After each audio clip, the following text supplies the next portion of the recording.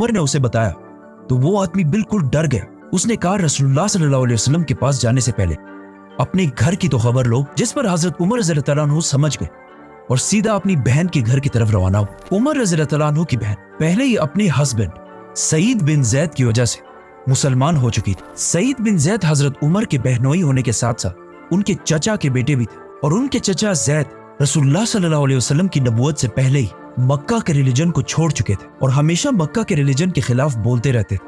وہ کہتے تھے کہ جب ہم سب کو پتا ہے کہ ابراہیم علیہ السلام ایک خدا کی عبادت کرتے تھے اور ان کے دوسرے بیٹے اسحاق کی اولاد بنی اسرائیل بھی ایک ہی خدا کی عبادت کرتے ہیں، تو پھر ہم نے اسماعیل کی اولاد نے اتنے سارے خدا کہاں سے لائے ہیں؟ اسی لیے جب حضرت عمر رضی اللہ عنہ کے چچا کی فیملی کو رسول اللہ صلی اللہ علیہ وسلم کے اسلام کا پتہ چلا تو انہوں نے بہت تیزی سے اسلام قبول کر لیا۔ حضرت عمر سیدھا اندر گئے اور جا کر سعید بن زید کو مارنے لگے۔